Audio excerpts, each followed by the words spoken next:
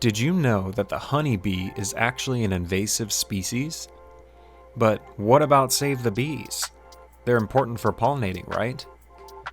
There's a lot more to it than that. So make yourself a cup of tea, maybe even sweeten it with a drop of honey, and let's get into the sticky business of the honeybee.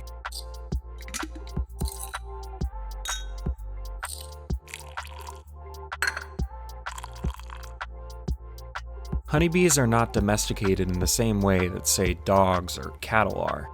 In the case of dogs, their wild ancestors look quite different than their human-loving counterparts. Their bodies have been drastically changed to meet the needs and tastes of humans. Mentally, they're also far more docile than wolves. Same thing goes for cows. When we look at the honeybee, physically there really isn't a difference from wild hives. There is evidence of genetic variation from wild versus domestic honeybees. Even in places where honeybees are not native, the feral populations possess different genetics than human-managed hives in the same regions, which is likely due to natural selection versus the artificial selection imposed by humans. This is to say, the honeybee, specifically Apis mellifera and Apis cerana, are semi-domesticated. Honey is a big reason that humans keep bees.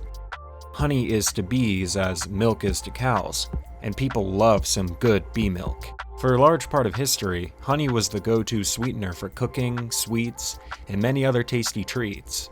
Of course, when sugar became a widespread phenomenon, people gravitated towards it, as its neutral sweetness made it quite versatile in its use. Besides honey, beeswax was and still is used in countless applications. Candles, waterproofing vessels, and cloth, the list goes on. These little insects prove to be extremely useful to humans. It's not just the products they produce for us, though. Bees can increase yields on certain crops since they are avid pollinators. But the honeybee isn't the only bee used by people for increased pollination. People really began trying to domesticate the humble bumblebee in the early 1900s. And as a result, bumblebees hailing from Europe now live all across the globe in environments they never lived in naturally. It's actually common practice for farmers to rent bees for better yields. The genus Apis, which the honeybee is a member of, is thought to have its origins in Africa and Asia. There's also evidence of it occurring in Europe for a very long time. Their domestication is thought to have occurred before 2000 BC. So, humans have been stealing their delicious goo for quite some time. Humans of old would go hunting for wild hives to harvest this prized resource. The honeybee was not present in the Americas when colonists and explorers first arrived. When colonists brought the honey-producing insects with them, they would be observed by the native peoples long before they caught sight of the encroaching invaders. They are often referred to as white man's flies, and were an omen of what would soon transpire. Human infrastructure has caused irreparable damage to the habitats that native bees and other pollinating insects would otherwise inhabit. On top of that, we then take an insect that's not from around here and cater to its needs instead. The honeybee then competes with native pollinators for resources. When it comes to important native plants, honeybees are not effective pollinators, and actually they prefer many invasives such as the white clover, dandelions, and more. This then causes a decline in plant diversity and encourages harmful weeds to grow instead, further restricting access to food for the native guys. When people talk about the honeybee being important pollinators, it isn't for plants and wildlife in general.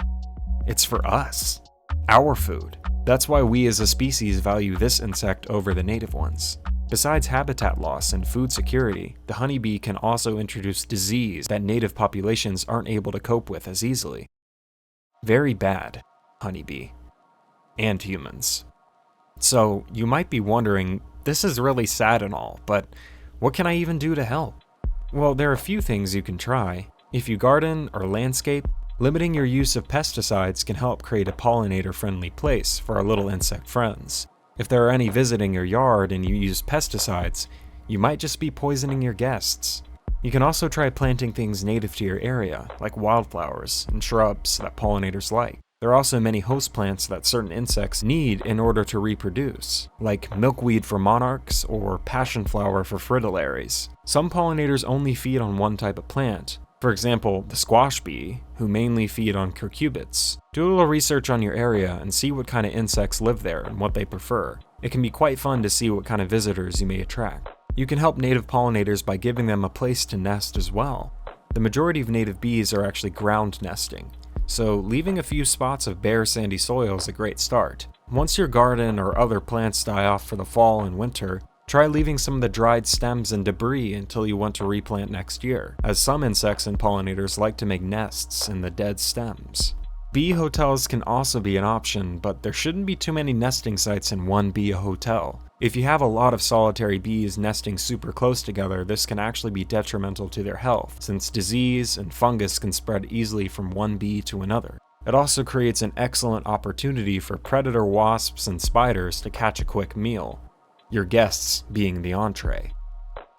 So, next time you hear someone say, "Save the bees," think of the native guys, not the honeybee.